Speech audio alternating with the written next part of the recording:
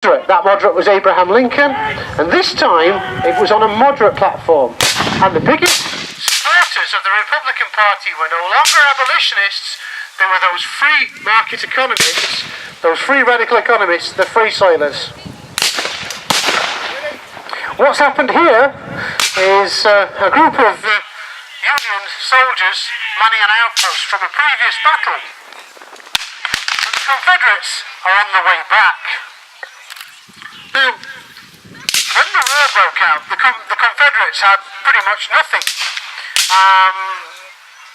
Well, when I say nothing, there'd been a period of unrest where northern agitators had tried very hard to get the blacks to rise up, and then the southerners had formed a militia. This militia in turn would become the Southern Army.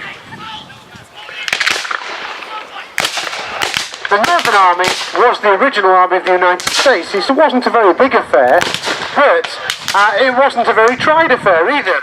So effectively both of the armies were as Abraham Lincoln wanted. If you like, they had the home field advantage. This is twofold. First of all, your lines of communication are shorter. Secondly, you know the land.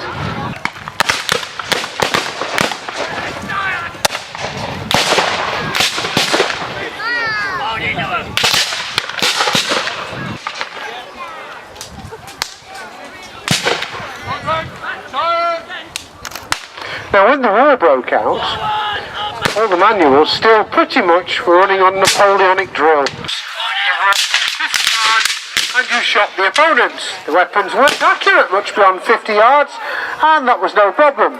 The problem was the weapons that had been adopted in the antebellum period between were. These weapons are literally the rifled musket. Now, we mentioned the rifles earlier. Now, the rifle has very tight, very tight rifling in the barrel, and it means that if you push a bullet down it, it takes up to a minute to load. A smoothbore gun, you can throw balls down, 3 balls a minute, bang, bang, bang. Generals wanted that. Hardman invented a magic bullet. It's very simple. It is a bullet that is slightly too small, but it has a skirt on the bottom. So when you fire it, the skirt expands, grips the rifle in, and all of a sudden, 3 rounds a minute, but the rifles that are in use are accurate up to 250 metres. Now, for the weapons experts among you may say, actually an Enfield rifle on a bench can actually do 500 metres. It can. But in the hands of your average infantryman, the maximum effective range is between 100 and 250 metres.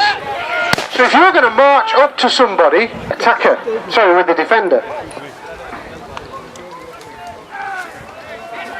The weapons in use, by the way, were the 1861 Springfield, the 1863 Springfield, and the British Pattern 58 Enfield rifle. Now, the Americans like to tell us that there's more American guns. There's 1.4 million, most effective weapon in the, numerous weapon in the conflict.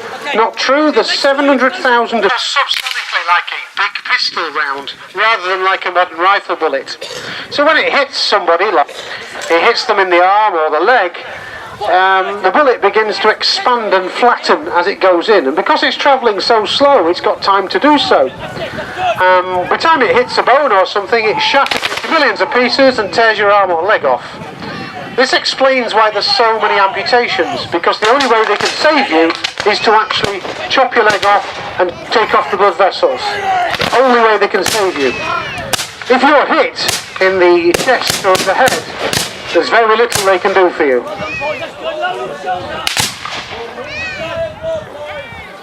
Oddly, the tactics of the period hadn't changed. As the war began, Union casualties began to mount, and in the early pitched battles, so did Confederate casualties. And the Confederates decided on a new tactic. They would apply for help from overseas, and while they were doing this, they would inflict massive casualties on the Union, and they would effectively make support at home wane so that a paper victory would come their way. was with these rifles, cavalry ceased to be the most effective weapon on the battlefield. Cavalry charges ended in an instant because they never got close. And a 58 caliber musket ball is big enough to stop a horse. So the horses became mounted dragoons, or they became skirmishers or harriers.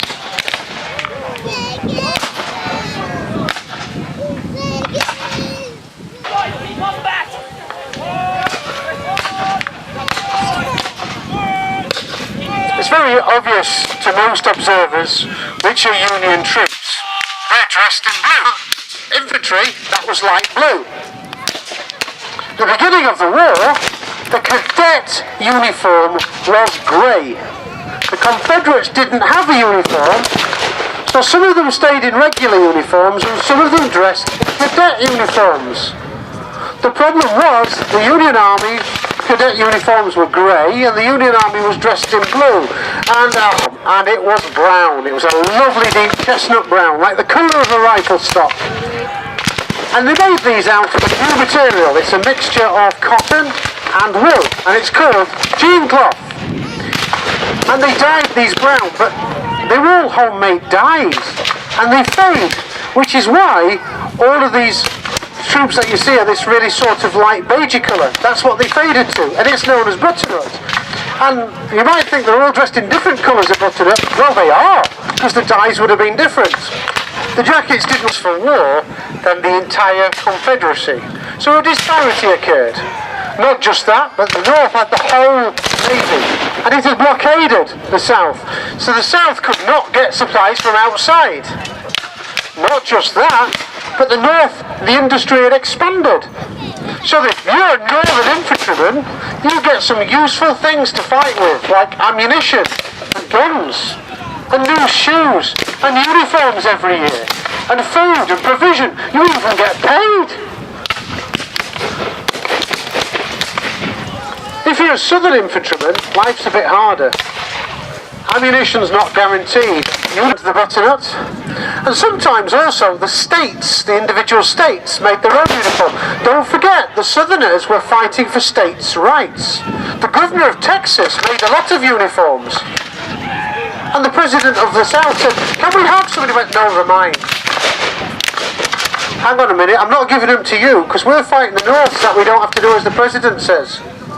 He said, but I'm your president. He goes, no, states' rights, mate. Even Jefferson Davis, the president of the South, said the South died of a theory because they didn't work together. The North worked together. 95% of the railroads in the North all interconnected. All of their uniform buttons blacked out, and they're carrying Sharps rifles. The Union was always looking at the better thing, the bigger picture. The Sharps rifle is a breech-loading rifle. Still uses a paper cartridge, but it loads from the breech. It's capable of a much higher rate of sharpshooters use this. Often they would fight from hidden positions. They would take out interior communications line, buglers, drummers, flagmen, and senior commanders.